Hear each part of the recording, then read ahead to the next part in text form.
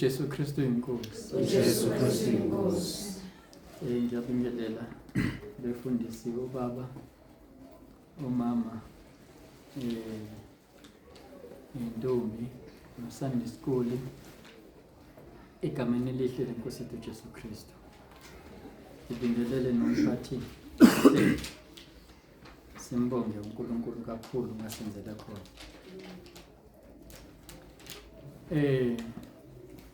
Ngiyalizwa leculo ukuthi isifiso sami ukuthi ngihlale naye kuze kube phakade. Kusho ukuthi njengoba ngisukumile nje ngila, kufanele noma sengathi uNkulunkulu angangisebenzisa kufezeke leso sifiso leso esifiso abazalwane. Bengicabanga nje kulezi insuku ukuthi laba abadriver amatekisi noma i-public transport nomuntu wala eSoweto, uma kunabantu abathi baya eThekwini naye kuyamphoqa ukuthi makaye eThekwini, ngoba labantu abahambisayo baya eThekwini and uyena odriver. Kusho ukuthi la bantu laba abakwazi ukufika eThekwini mayengafiki yena. Mayengayena eThekwini kusho abantu ngeke baye. Impilo yomfundisi ke leyo bekufanele abe njalo ukuthi ayidrive imoto iye ezulwini, kube ukuthi naye uyaya, ngoba mayengayi naye angazi ke laba bagibeleke bonke bazoya kanjani. Yikho kubalekile ukuthi ukhonza nobani, swakho ubani, ngoba kungasuke kukudalela inkinga lokho ukuthi ugibela inqola engayi la uyakhona. Wayibona ke lento uMose mayithi uma wena uqobo ungakhuphuki nathi angeke sikhuphuke le ndawo, ngoba wena uya kuleyo destination yakho. Inkosi uJesu ithi ngiyakubaba, asizwe ingelosi ithi iyakubaba, kodwa inkosi uJesu iyakubaba. Thina ke ithena yona inkosi uJesu iyindlela. Masisenkosini uJesu sisendleleni yakubaba, ngoba vele yona inkosi uJesu ithe iyakubaba. Sathane akayi kubaba, njengoba engayi ke kubaba kusho ukuthi ke uhamba noSathane ke hayi ke uyazibona ukuthi ufana nobani. Futhi umfundisi ke kubalekile ukuthi aqiniseke ukuthi naye usenkosini uJesu, isebenze singamahloni. Kade ku-intercession sikhuluma lokho ukuthi umuntu o-approved, sho kanjalo ngesilungu. Sikuvezile lokho ukuthi umuntu mayese approved ke usuke seqale wahlolisiswa. Ngesikhathi ngi-apply ukuyofunda bahlolisisa amaphepha ami, babheka la ngiphuma khona ukuthi ngiyaqualify yini ukuthi ngibe kulento abayifunayo bona, hayi efunwa yimi, efunwa yibona. Manje kuthiwa ke isisebenzi sikaNkulunkulu masikhuthalele ukuthi siziveze phambi kwaNkulunkulu. Njengoba ngasubmit ama-document ngangiziveza phambi kwalabo ababezongifundisa kule institution ukuthi ngi-approved yini ngokungokwabo, hayi ngokukwami. Kwasho bona bathi ngi-approved, ngase ngiyangena esikoleni. Umfundisi unjalo kufanele abe approved phambi kwaNkulunkulu ukuthi angawenza yini umsebenzi kaNkulunkulu ukuthi abantu bakaNkulunkulu bafikiswe ezulwini, ngoba ilapho siyakhona. Sebenzi kamfundisi ukuthatha bonke abantu abazolizwa ilizwi kaNkulunkulu ngokwentando kaNkulunkulu bayezulwini, hayi la kuthanda khona yena umfundisi, cha. Ngoba akekho umfundisi wakwafela abantu. noma ngathiwa mina njengamanje mangife elami igazi ngeke lihlanze noyedwa umuntu alihlanze ngisho neley'ngane zami cha elikaJesu kuphela. Ngakho-ke angazi ukuthi indaba ngikusho lokho kodwa ileculo leli lithi isifiso sami ukubamba sezolweni ukuthi njengoba siculile sonke ngikhula ukuthi besikuzwa lokho esiculayo ukuthi sifisa ini.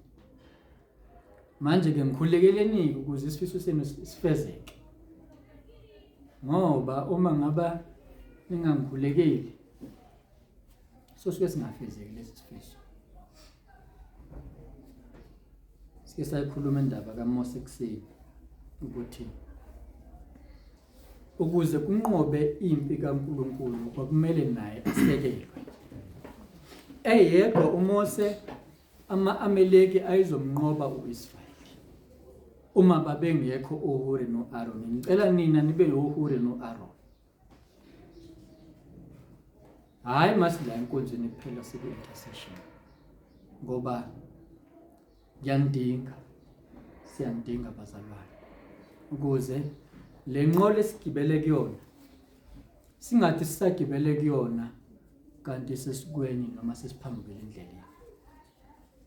Ake ngiveze lento engayivezelwa uNkulunkulu eyayingidida. Umpostoli wayehlala esho ukuthi ingane encane uma ihamba emhlabeni izoya la umzali wayo ebekuyona kuleyo ndawo. Uma umzali wakhe ubehamba ngendlela eyesigogweni, leyo ngane yesigogweni. Kanjalo uma ngabe umzali ubehamba ngendlela yezulwini, ingane yezulwini. Mina-ke nginengane encane na2 years and ngiyambonga uNkulunkulu ngayo. Umpostoli wayekhulekela ingakangeni ekhaya. Uma ngibona indlela yenza ngayo ngiyamangala. Izolo besemkhulekweni ntambama hlala phansi yaqedela uswidi kade udla ngaqala umkhuleko.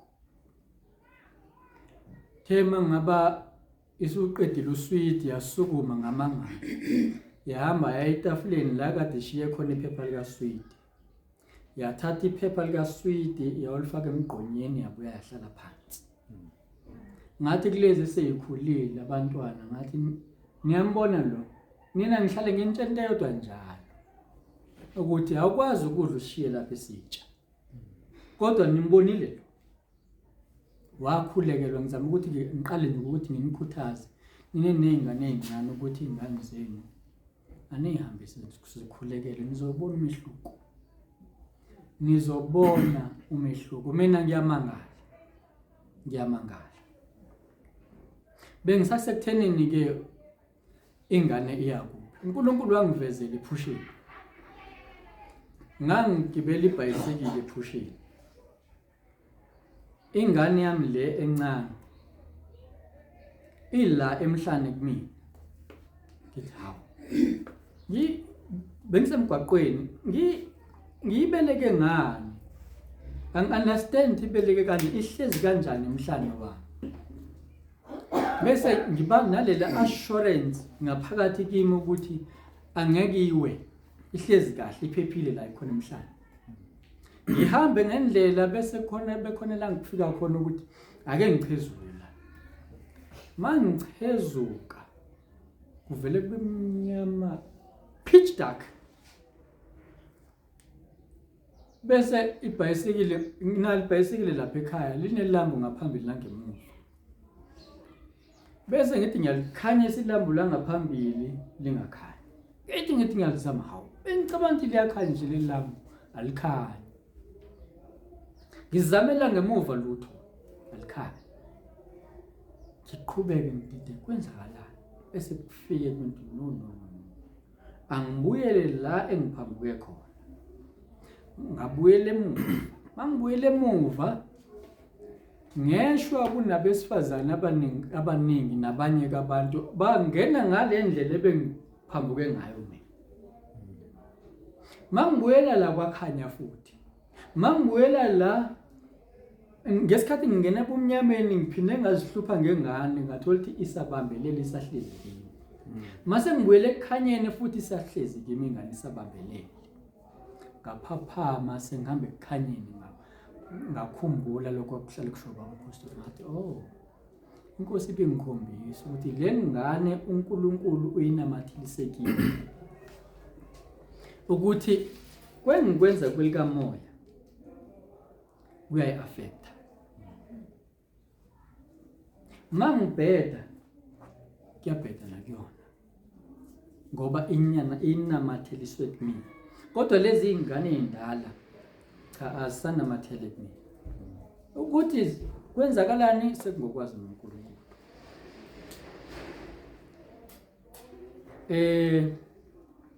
Ngizocela ke sifunde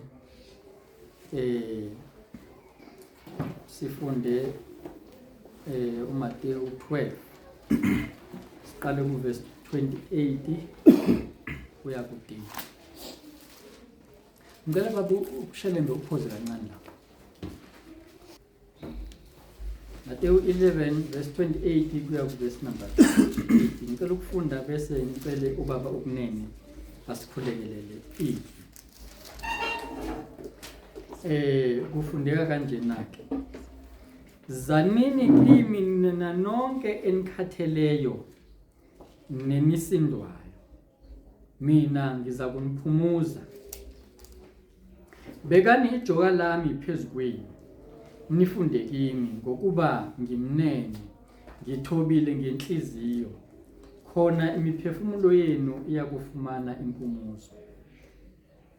Ngokuba ijoka lami lihle nomthwalo wami ulula. Olukhuleke baba.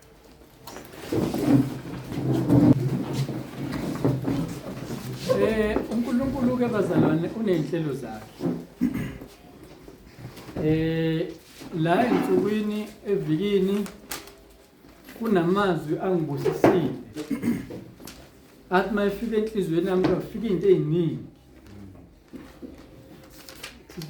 Ngase mangithi ngiyacabanga ukuthi kushuthi kufanele sikhulume ngawo lamazwi kwathiwa no asizokhuluma ngawo lamazwi. Engibusisile bazalwane. Kwathiwa no hayi lamazwi. Hayike ngoba nami ke angifelanga umuntu angazi ukuthi yini le uNkulunkulu afuna ukuyisho phakathi kwethu namhlanje. Ngahlala ke ngingazi ke ngilifunda kodwa iBhayibheli kodwa ngingazi ukuthi kuzokhulunywa ngani. Nambe ngiblank nje ngifana nani isikhathi eside. Njengoba nani ngicabanti beningazi ukuthi kuzokhulunywa ngani namhlanje. Kuze kwathi ngavulela inye izwi engikholwa ukuthi sizolifunda nalo.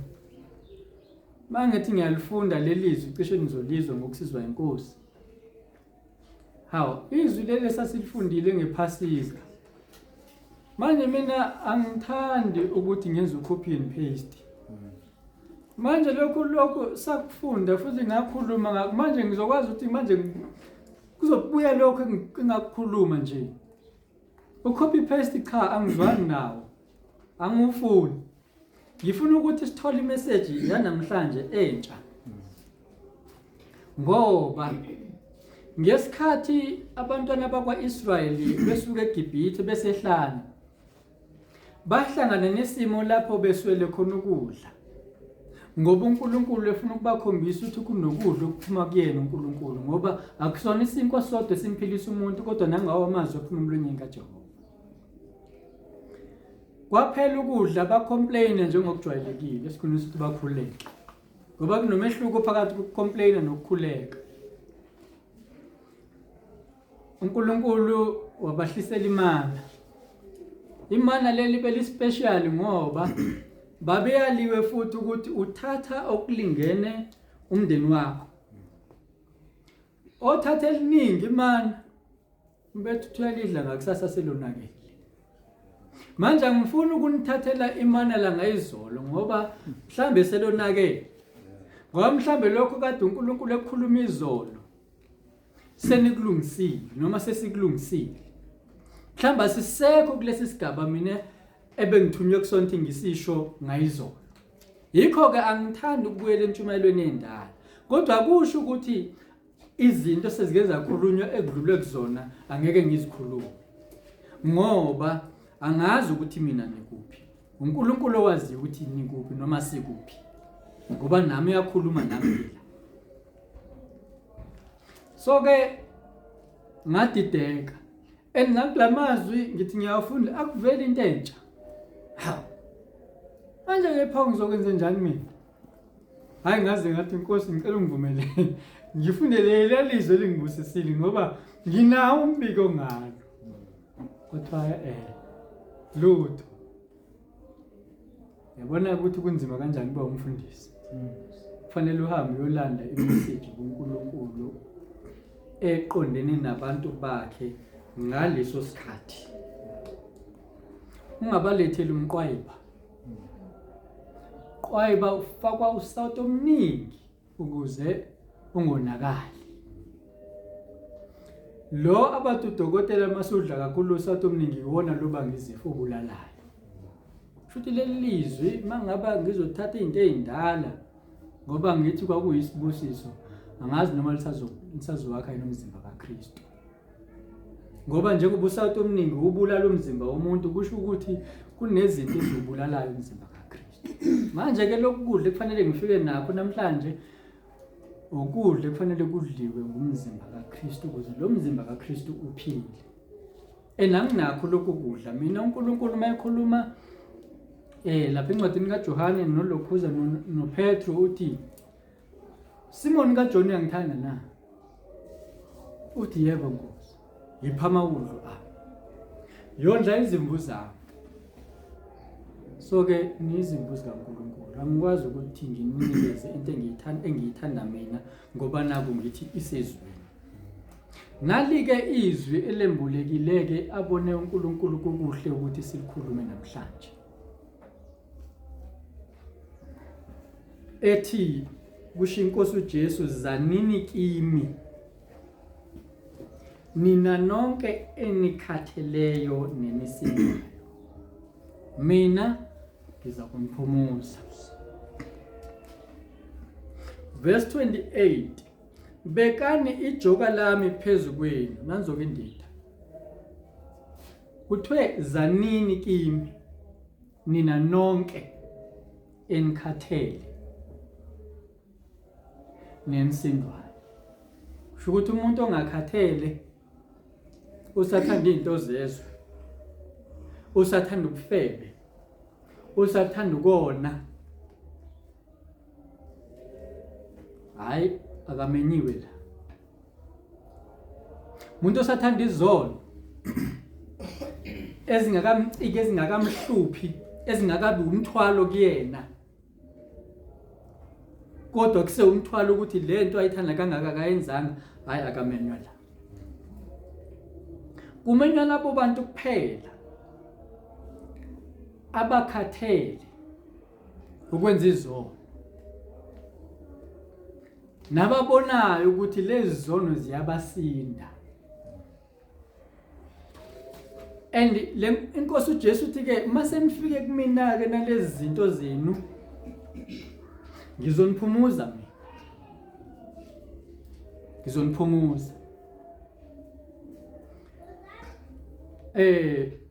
Uma Mnyathi la cishe abanye babonile ngihlezi naye lapha emotweni lesonto edlule last Sunday. Ubekhathazekile ngephupho aliphuphile. Ekhathele esindwa. Maye ngichazela leli phupho ngithi noma ngilazi lichazane futhi ngisho nje angiyimisele ukuchaza amaphupho abantu. Cha ngiyimisele ngempela. Yana nje walisho futhi ngalikhohlwa. Cishe sathi sikhuluma naye la cishe ngase ngilikhohle ukuthi lathini iphupho lakhe ngoba anginandaba namaphupho abantu ukuthi athini. Kodwa kunephupho alishilo aliphushele umunye umuntu. Njengoba sengene la.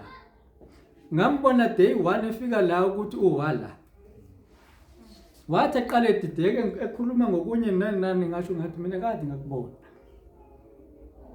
ukuthi wala lento yenzeke kuyena thaphushelo ngomunye umuntu nami iyangenza mangaba ngiphume ebandleni engangekulona ngaphushelwa umunye umuntu ngidutshulwa sengiphume ebandleni ngidutshulwa ngibulawa not once phushelwe lelo phupho ngiyaphila namhlanje angazi vele noma ngizofika ukudutshulwa yini kodwa lafika emva lawo maphupho emva kokuthi ngiphumile ebandleni and akafikanga kumina lawo maphupho afike kumunye umuntu afika kumuntu okulelo bandla njengoba naye umama efike ephuma kumuntu okulelo bandla aphuma kulona ubusathane uyazenza ingelosi yokukhanya and uyafika ngokusabisa kodwa kulona lelo phupho ke belimkhathazile cha bengakhathazwanga yilo phupho njengoba esho nje ukuthi uNkulunkulu wavela umvezele ukuthi hayi lokho uvele isithini ubekhathazwe yileli eliphuma kuNkulunkulu iphupho and ngimtshenile ngathi leli ke liphuma kuNkulunkulu and liphushwa uyena ke leli kade limkhathazile sahlala lapha phansi ethi akaqondi kulo mzuzu angiyimiseli nangokuthi ngizimliqonde mina ngathi kuyena hamba ukhule kungena emkhosini ngoba kuyintando kaNkulunkulu ukuthi uliqonde and kuyintando kaNkulunkulu ukuthi akufihlele ukuze umfune why uNkulunkulu ebafihlela abanye abantu amaphupho angalivezi ngokucacile ufuna ukuthi umfune yabona umuntu olapha egate noma ngakhuluma into ebalekile kulula ukuthi ngimuzwe ukuze ngimuzwe kumele ngisondele kuyena so now umama ke ungenile emkhosini uthema iphuma emkhosini wangithumelela imessage wathi ngibona izono zami uNkulunkulu engikhombisa izono njengoba kade efakaza nje ngathi nangizoke indaba ukhuluma ngendlela engacacile ukukhombisa ukuthi maye ngakasondelani nomuntu esekude ngoba izono ezibanga udonga phakathi komuntu noNkulunkulu ukhombisa uNkulunkulu ukuthi ngisekude nawe ngifuna ukuthi sondela kimi ukuze ngikucacisele izinto and wamfezela izono ukuze asondele kuyena namhlanje uyalazi iphupho lakhe ukuthi lichazane ngoba kuye kwadinga ukuthi makasondele kuNkulunkulu uNkulunkulu wamsondeza ngaleyo ndlela leyo izolo uthi uphinde waliphupha ungithumelele imessage izolo ekseni anabe ngabo 4-5 yini wathi uphinde walithola leli phupho and izolo ekseni bengakaqondi kodwa futhi izolo ekseni bese liqonda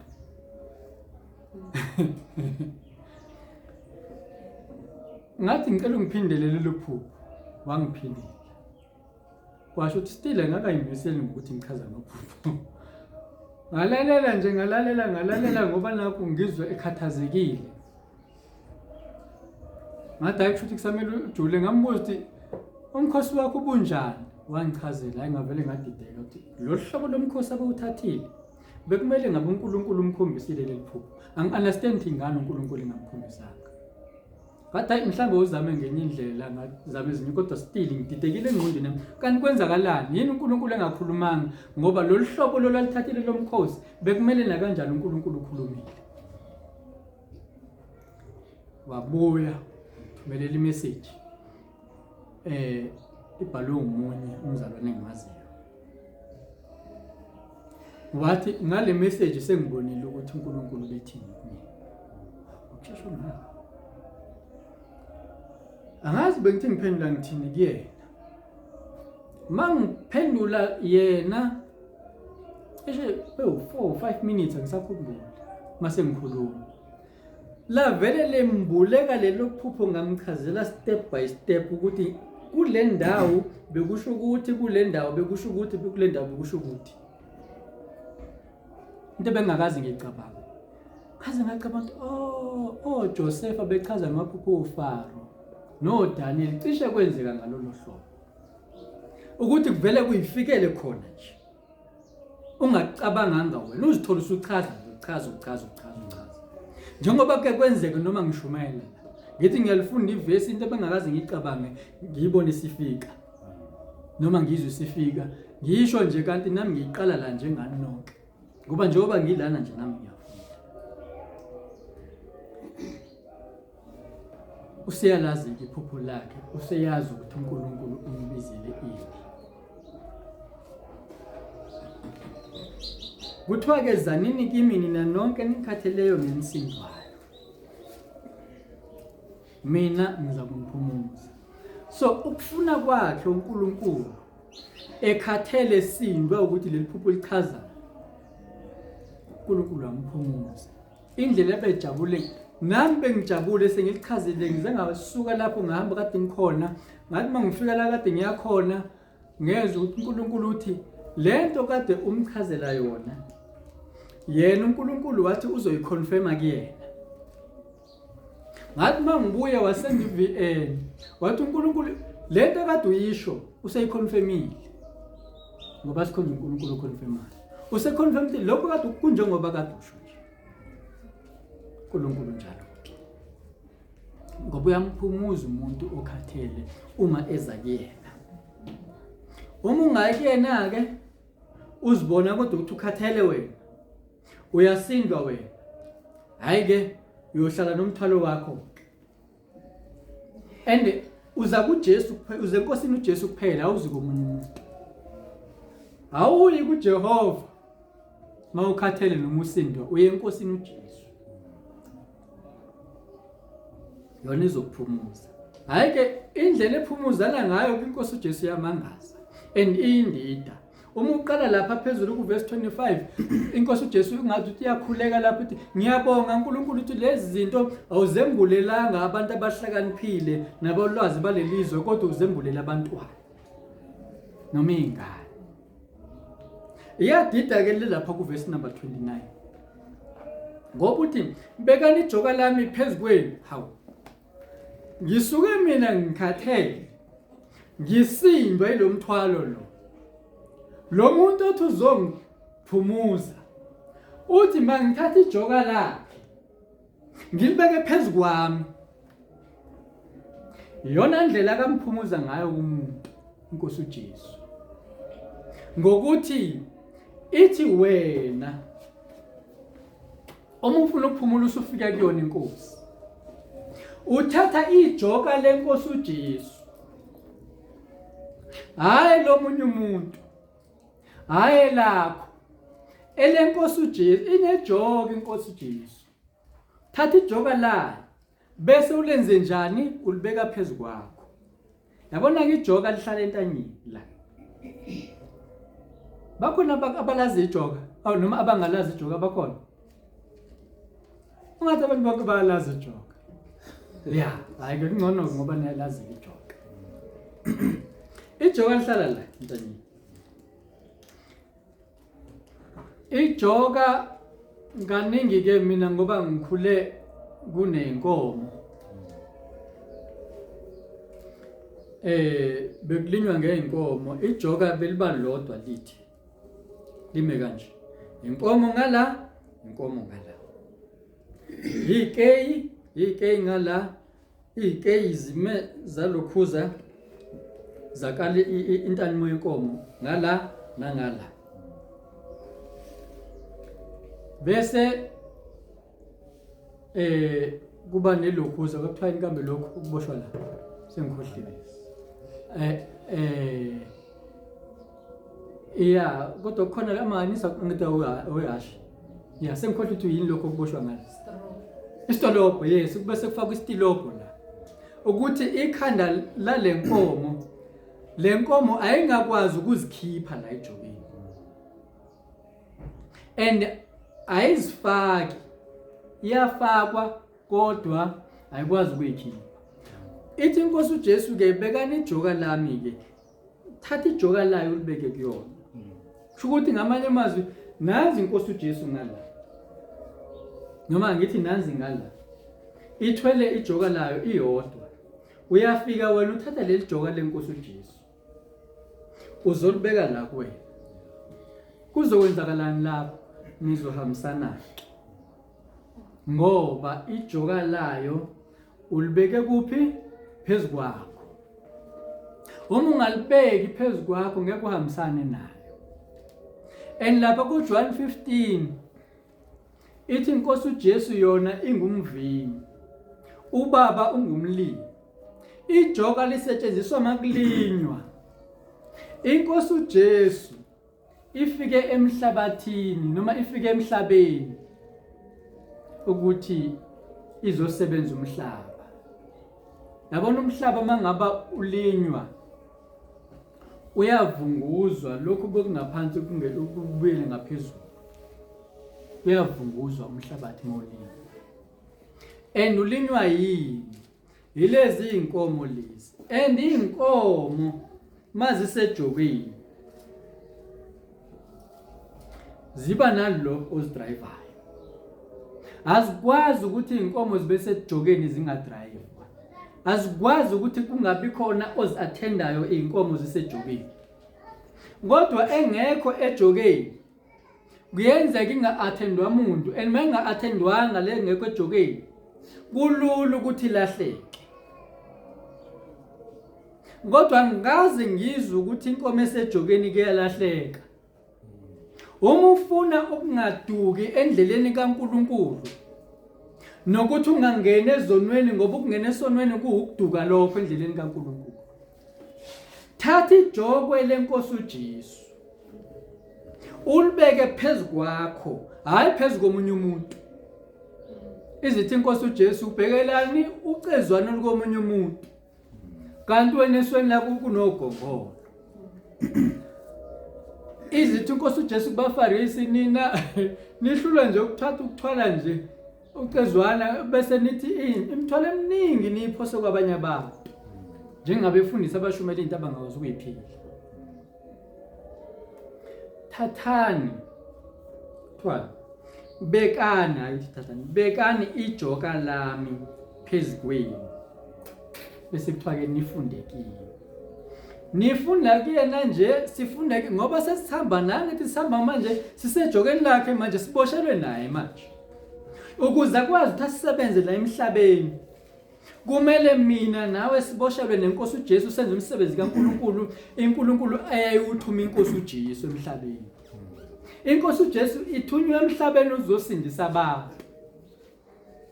Elinye lamajoke enkosi uJesu lethi makusindiswa abantu. Manje ke thatha lelo joka kulibeke kuwena ke, bese uvumela inkosi uJesu ukuthi mayisindisa abantu emhlabeni. Ngoba usuhamba nayo manje, usuboshelwe kuyona manje. Lize lithi iBhayibheli, ningaboshelwa jokeni linye nabangakholwayo, kodwa niboshelwa jokeni linye nobani? Nenkosi uJesu. Hayi hamba nayo. And inkosi uJesu yadlula ehluphekweni. Ake sifunde Isaiah 53. Uyena lo Isaiah 53 esamfunda ngephasika. Ngathi mangiqala noma kuthe mangaba inkosi engiholela lapha ku Isaiah 53 ngakhathazeka ukuthi hayi ngisawubuyela entshumayeleni endala futhi, ngoba manje akumbuleka ngokusha ngesikhathi ngifunda, kodwa futhi kuphinde kwangibuleka okunye. Masiqala lapha ku verse number 2. Kuthiwa ngokuba yakhula njengehlumela phambi kwakhe, na njengempande emhlabathini omileyo. Yabona ke inkosi uJesu ikhula phambi kwabani? Phambi kaNkulunkulu. Ngesikhathi iphambi kaNkulunkulu, wena ubeke ijokwe layo kuwe, nawe uzithola usuphambi kaNkulunkulu. Ukhula uphambi kaNkulunkulu ngoba uthatha ijoka lenkosi uJesu.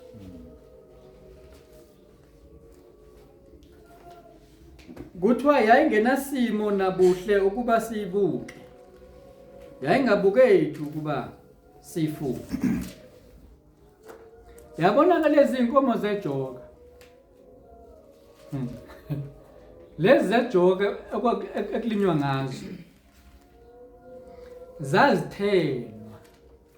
zazithenwa ukuze zibe namandla kakhulu.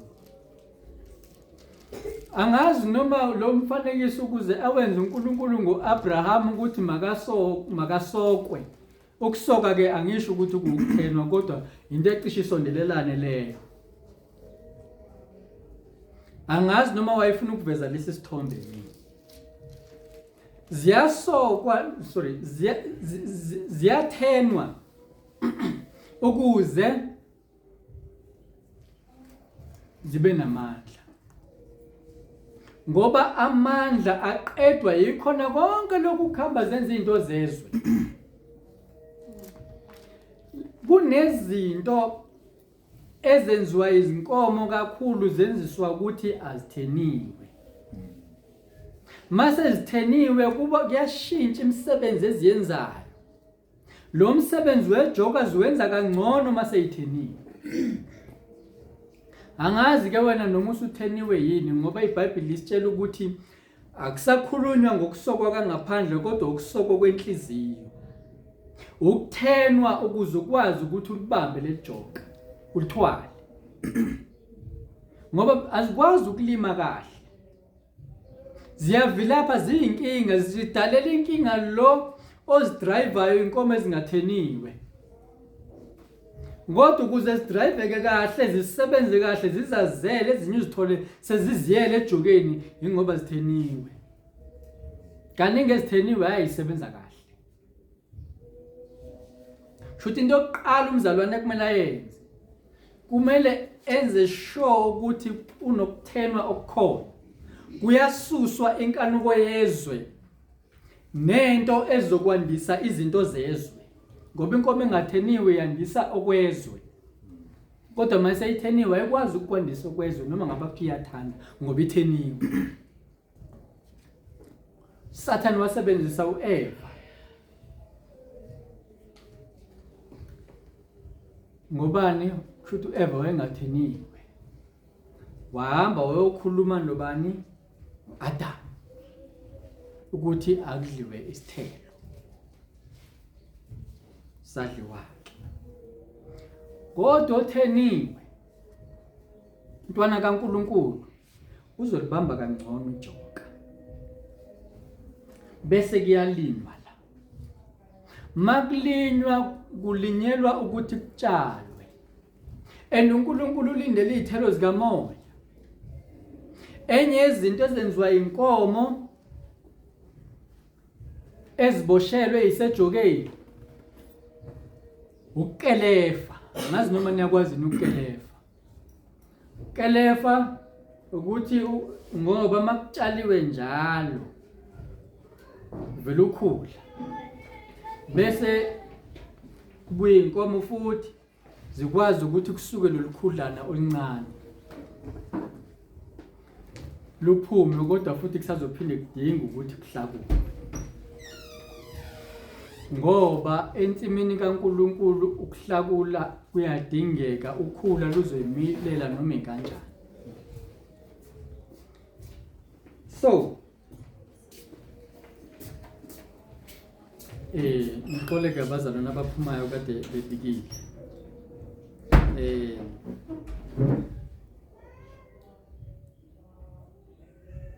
Kuthiwa ke yayingabukeki ukuba siyifune. Verse 3, yayidelelwe yashiywa ngabantu, umuntu wobuhlungu owazi ukugula. Uyazi ukuthi umzalwane uyagula. Inkosi uJesu yabazi ubuhlungu. Ngisho nobugula, ubuhlungu. Njengoba umzalwane wethu kade efakaza nje ngokugula. Akusho ukuthi umuntu mayegula ingoba eyisono ngoba phela inkosi uJesu siyazi ukuthi ayisenzanga isono kodwa siyezwa la ukuthi umuntu obuhlungu wazi ukugula. Yeyiswa injengosithezwa ubuso ngabantu asishaya nto yalutho. Ngisela ekuguleni. Siyazi ukuthi umpostoli uke wagula at least 2 times la uNkulunkulu ethi ukwenze ngabomu ukuze athole ithuba noNkulunkulu. Okunye ukugula okungakwehlela ingoba nje uNkulunkulu ufuna ithuba nawe. Ingoba nje uNkulunkulu ufuna ukuthi nje abe nesikhathi nawe. And ile joka lele labekwe enkosini uJesu ukuthi akabe nethuba noNkulunkulu, abe nezikhathi noNkulunkulu. Uma ungasalifunike le joka lokuba nesikhathi noNkulunkulu, uzobuyela emthwalweni yezono. Uma ungasafuna ukuba nesikhathi ube semkhulekweni noNkulunkulu, uzozithola usubuyele ezonweni ngoba usushiye ijoka lakho kuthona ijoka lenkosi uJesu kuthona libeke phezulu kwakho. Ubuyele esonweni nje usudedela ijoka. And enye into esithathu yenziwa inkomo kakhulu ezisuke ziboshelwe ejokeni, ukuvuna.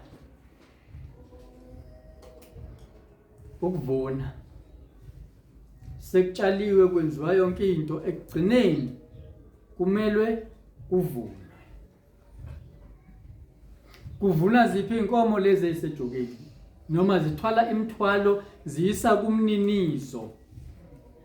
Ziqale zatshala, zakelefa, now sezithatha isivuno. Zisiletha kuphi ke manje ke? Kumninizo, kunqolobana.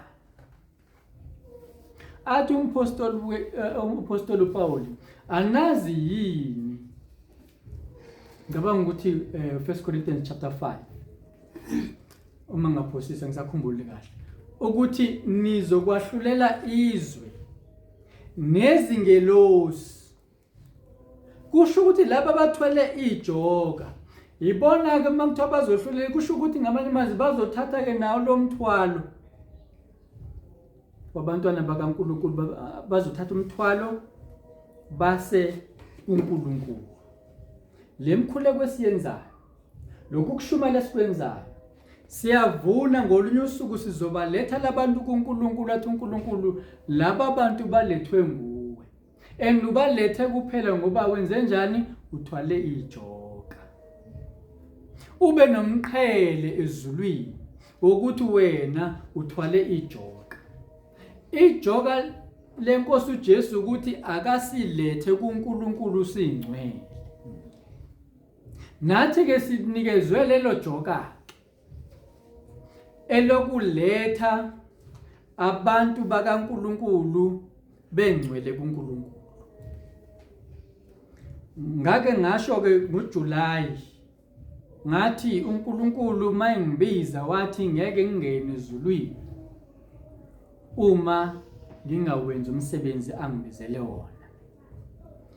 Kuthe kungakafika iPhasika wathi kumina kunemphefumulo eminingi ayifuna kumina,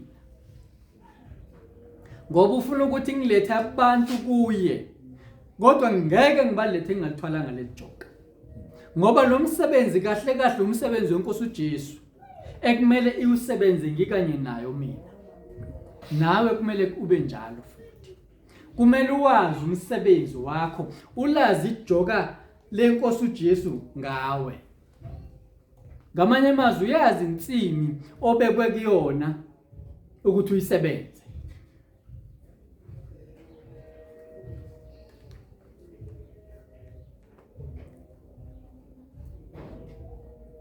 Lapha ku verse 7 ku Isaiah 53, yacindezelwa kepha noma yathotshiswa ayivulanga umlomo wayo.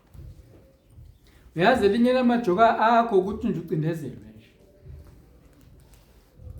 nje. Ukuze kubonakala ukuthi uthwele ukuthi nje ungavula umlomo wakho. Kwesinye isikhathi ukuthi kune argument. Ubone ukuthi I have a point here. Kuvele ukuthi nje uthule. Uthule bese yaphela argument. Yes, ubone kwesinye isikhathi ngizothi mangikhuluma la iqiniso, kuvuka iargument engasuka umphansi, ngoba lo muntu engikhuluma naye akanaNkulunkulu. Kwesinye isikhathi makufanele ukhulume, kwesinye isikhathi uthule, kodwa la sithola ukuthi yacindezelwa kepha noma yathotshiswa ayivulanga umlomo wayo. Abantwana bakwa-Israyeli kwake kuphela amanzi, kuphela ukudla, kube namanzi ababayo, babethotshiswa. Umlomo wabo bawuvula ngokuthi bakhonone, kwabaxabanisa noNkulunkulu lokho. Inkosi uJesu yahlushwa, ayivulanga umlomo. Sho ukuthi ngoba nginjani? Kodwa mina ngangidalelwe ukuhlupheka nje njalo ngoze ngiyofa ngihlupheka nje. Inkosi uJesu yafihlupheka. Enisongena ezulwini ngehlupheko. Yangena kanjani inkosi uJesu ezulwini? Ukusuka kulomhlaba kwakuyinhlupheko, ifa, ibulawa, idelelwa, ikhwifwa amanzi. Ngikubuhlungu ukuthi abantu yayibadalile la. Ayivulanga umlomo wayo njengewundlu eliswe ekuhlatshweni, na njengemvu ethule phambi kwabagundi bayo. Ayivulanga umlomo wayo. Wenze njani wena abantu masebekusukela? Ngesikhathi bekusukela bazama ukulisusa ijoka lakho leli wena uthi ubekile. Ungavumi ukuthi balisuse. Bazolisusa ngemvume yakho, hayi ngemvume yomunye umuntu. Kuzoba wena olisusayo futhi ngokuthi ubaphendule. Ngokuthi lezi inhlupheko ezikwehlelayo uzivumele.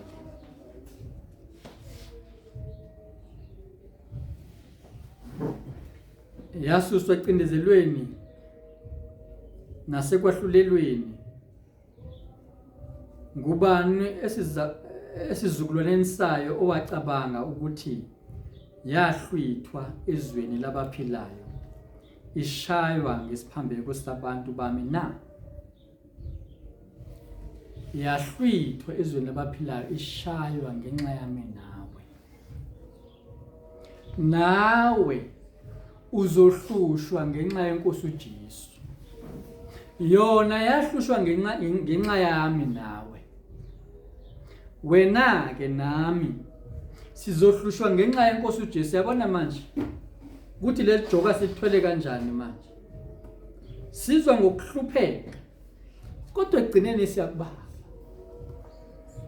Njengoba inkosi uJesu egcineni yaya kubaba, nami nawe siyakubaba.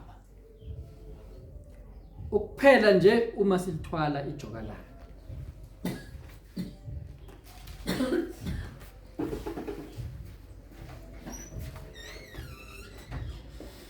Kuthiwa-ke bekani ijoka lami phezu kwenu nifundekile.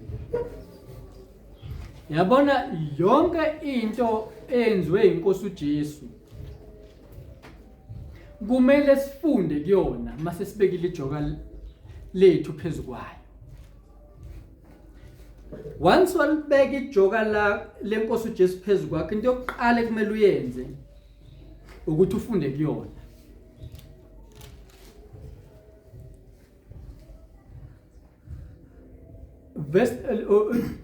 Matthew chapter 10 verse 34.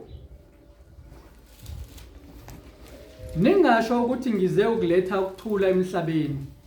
Angizange ukuletha ukuthula kePhinkelo verse 35. Yebo ngize ukuphambanisa umuntu noyise nendodakazi nonina nomolokazana nonina zala nezitha zomuntu kuya kuba ngabendlu yakhe. 37. Othanda uyise nonina kunami kangifanele. Nothanda indodana noma indodakazi kunami kangifanele. Nongathabathi isiphambano sakhe angilandele kangifanele. Ofumana ukuphila kwakhe uyakulahlekelwa yikho. Ulahlekelwa ngokuphila kwakhe ngenxa yami uyakufumana. Kunalama verse esengwakhumbula manje. Angazi noma ngizosheshe ngiwathole yini acacisa kangcono le ndaba lena. uLuka 14 verse number 26-27. Uma umuntu eza kimi engamzondi uyise nonina nomkakhe nabantwana nabafowabo nodadewabo yebo nokuphila kwakhe angebe ngumfundi wami. Elinye lamajoka eNkosi uJesu kwaba ukuthi makazonde ukuphila kwakhe, okuyiyona nto ekumele umntwana kaNkulunkulu ayizonde uma efuna iNkosi uJesu sethwele le joka. Bese kuthiwa ke lo muntu uma engazenzi lezi zinto angebe ngumfundi wami. Ithe iNkosi uJesu uma usuthathe walibeka phezu kwakho ijoka layo, funda kuyona. Kusho ukuthi kuyaphoqa ukuthi uma usolibekile le joka yiba ngumfundi wayo, ube qualified ke manje. I-qualification yakho iqala ngokuthwala ijoka. Once waqala walithwala ijoka uyaqala uyafunda kuyona. And ukufunda kuyona ezinye zezinto ezikwenza ukuthi uqualify ukufunda kuyona ukuthi uzonda yonke into uzonda uqobo lwakho. That's a qualification yokuthi uqaleke manje ube ngumfundi weNkosi uJesu. Nalo ongathwala isiphambano sakhe angilandele, verse 27, angebe ngumfundi wami.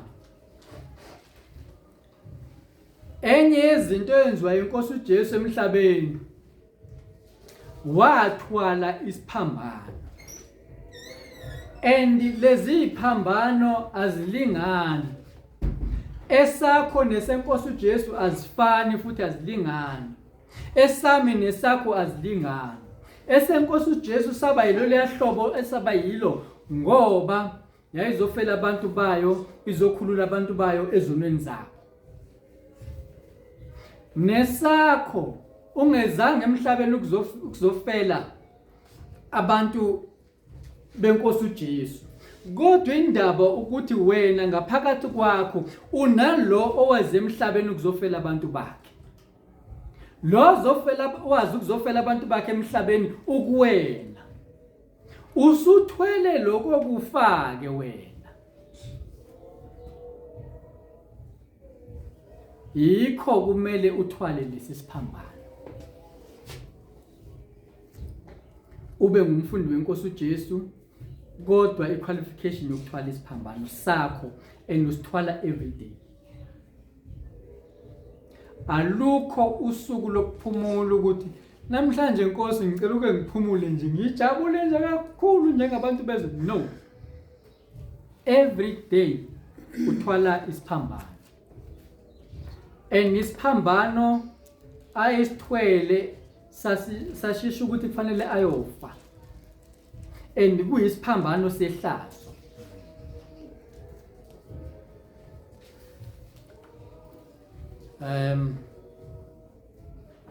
Ukuphela amavesi. Cabanga ukuthi lapha kuba seRoma.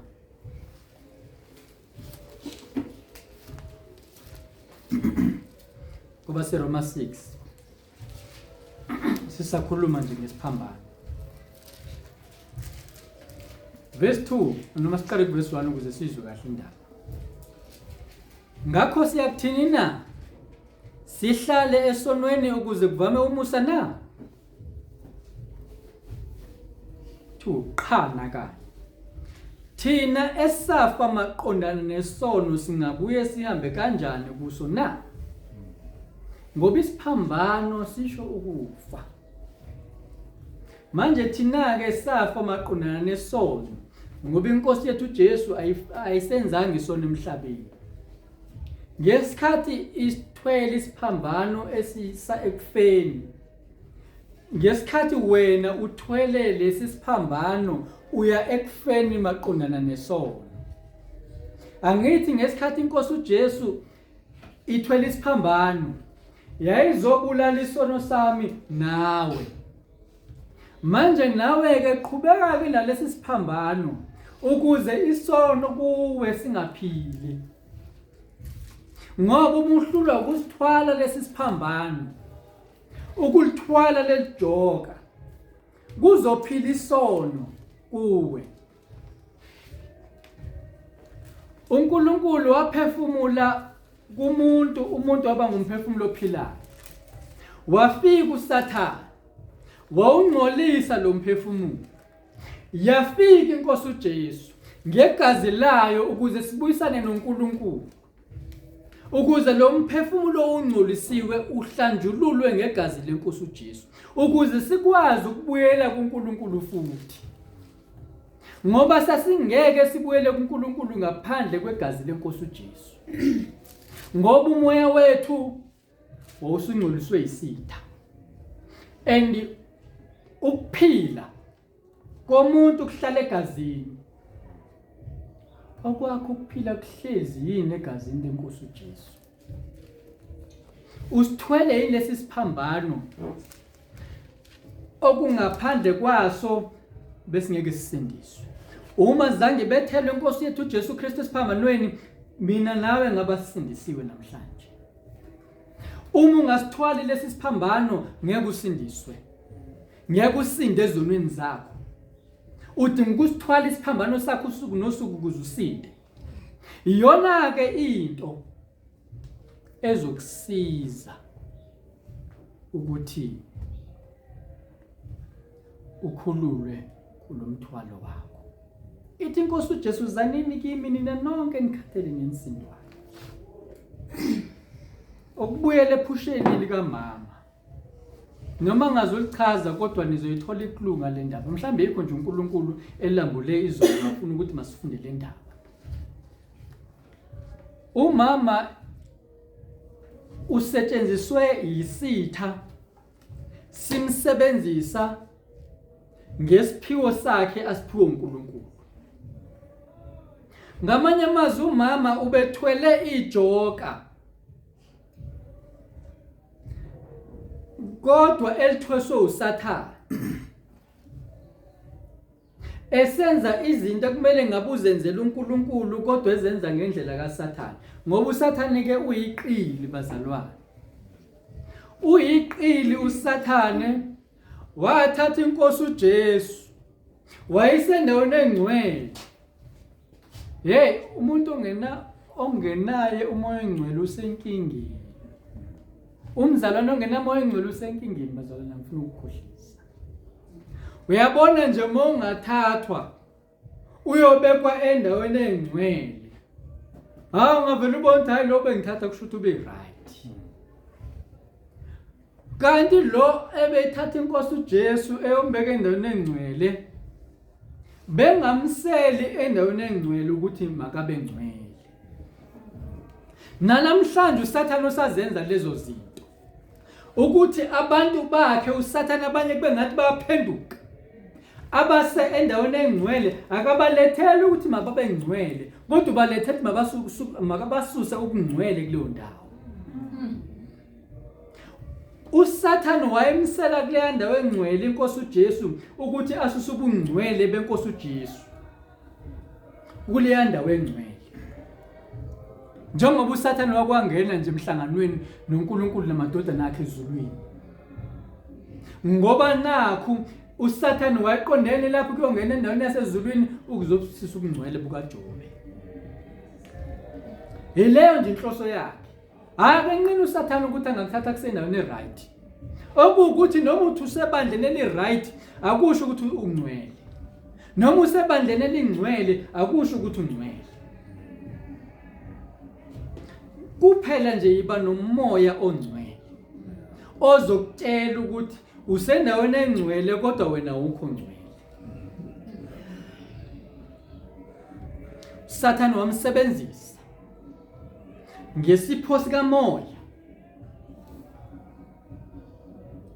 Mhlambe bekamsebenzise nasendaweni nasemabandleni acabanga ukuthi yena usebenzela uNkulunkulu kanisebenzela uSathane. Waze wagcina uNkulunkulu kwambula. Ngamanye amazwi lejoka njengoba bekhathazekile engihlupha, angisho ukuthi yeke ukungihlupha.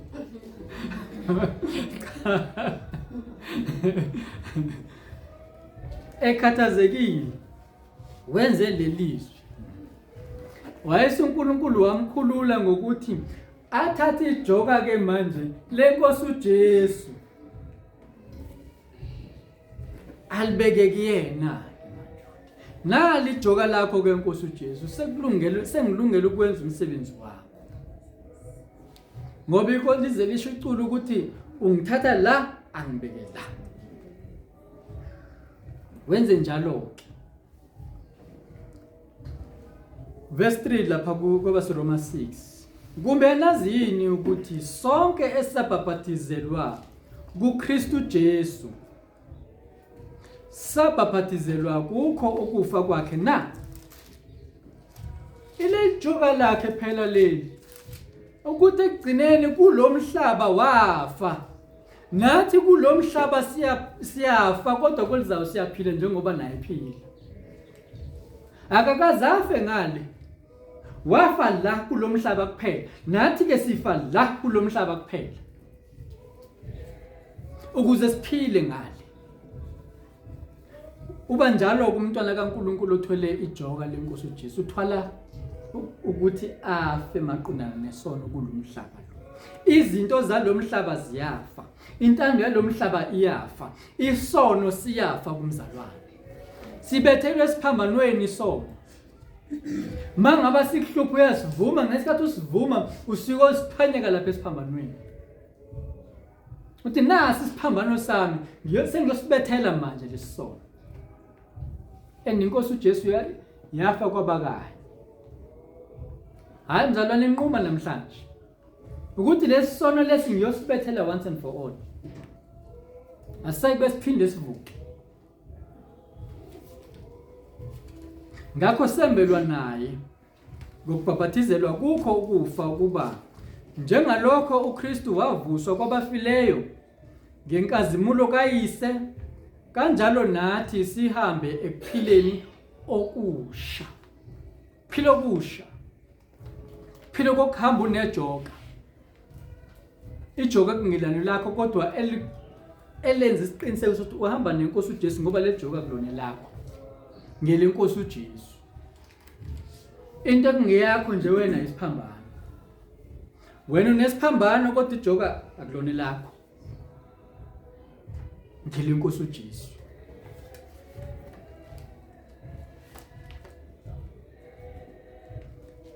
Verse 29 Matthew 11.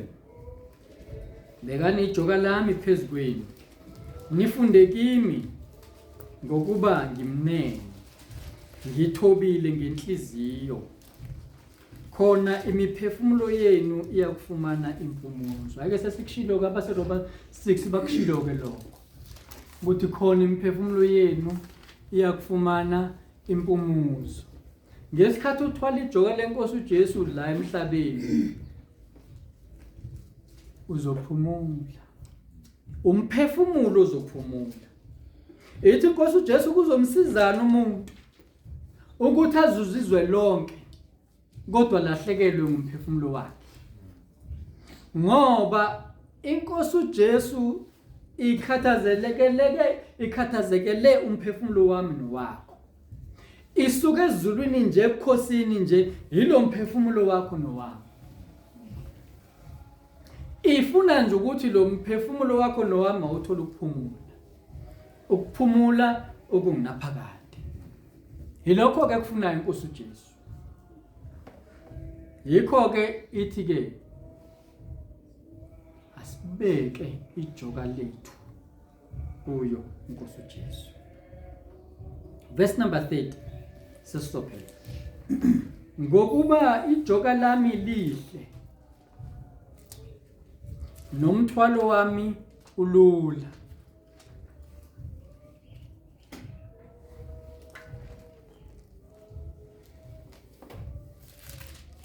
Ijoka lenkosi uJesu ithi lihle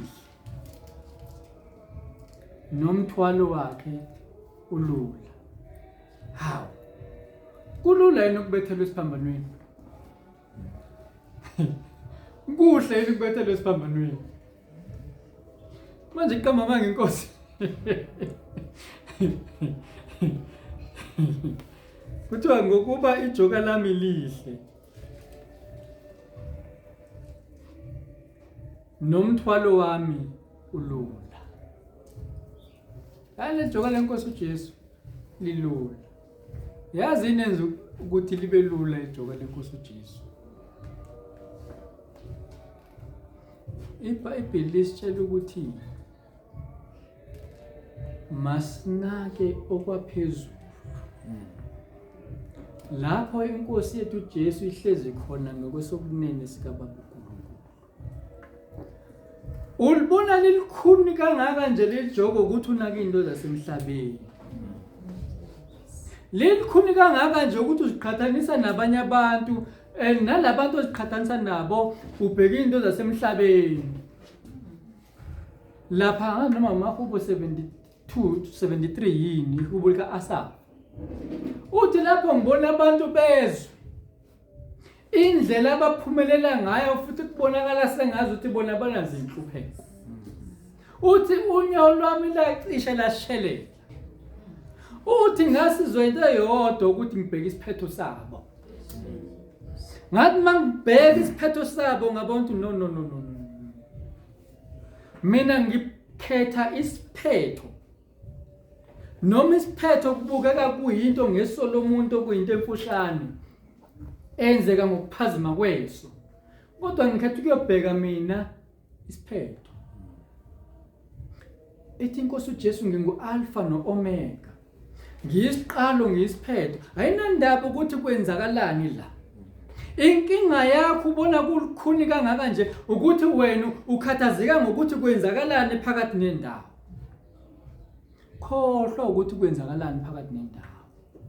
Athi uPaul hayi ukuthi sengikubambile nami. Uqobo. Uthi kodwa iyodwa into engiyenzayo ngoba seFilipi 3:13. Uthi ngikhohlwa ukungasemuva ngizelulele kokungaphambili. Ngamanye amazwi ngibheka isiphetho. Isona isiphetho esivula amehlo omzalwane esiza umzalwane ukuze naleli joka angaliboni lilula. Yazi ngolibheka leli joka. Uthi hawu leli joka lisho ukuthi ngizokahlulela nengilosi. Nabantu ngizobahlulela. Yazi leli joka lelilula limnandi. Kodwa mosabheka ukuthi yazi mina anginawo nompheme lo. Yazi inkosi uJesu ithini? Ithi indodana yomuntu ayinayo indawo yokufihla ikhanda. Uyazi nawe ngolunye usuku ukuzithola nje ungenayo indawo yokufihla ikhanda. Yazi kwenziwa yini? Thwele ijoka. Kodwa khohlwa ukuthi unayo indawo yokufihla ikhanda kulo mhlaba lo. Khumbula isiphetho. Uzolibona leli joka leli kuthwalithwali ukuthi lilula kangakanani. Ungavumi uSathana akufipheze amehlo no akamoya akuvule lawe enyama. Ngoba uSathana uzosivula lawe enyama. Njengalento yenzeka kuEva. Waqale nje uEva wakhuluma noSathana. Hayi yashuba iconversation. Yazi amehlo kaEva wavela ukuthi mayebona isithelo sesavele sanqaneleka saba sihle kakhulu ke manje. Ngamanye amazwi kwavuleka amehlo enyama. uEva kwavaleka kamoya. Leli gama elithi nizofa nokufa lacisha. Kwavela leli lithi nizofana noNkulunkulu. Ungavumi ukuthi kuvuleka amehlo enyama. Futhi njalo uma ubona kulikhuni empilweni yakho uzizwe ufisa ukucomplain obona ukuthi kunento errong la. Inkinga yakho sokwabheka ngeso lenyama. Kuzogcina kukubulele lokho. Ngoba kuzokudlisa into uNkulunkulu angakuvumela ukuthi uyidle. Bese kukufaka esikopini. Jesu Kristu inkosi. Jesus Christ, Ukhuleke emshadweni.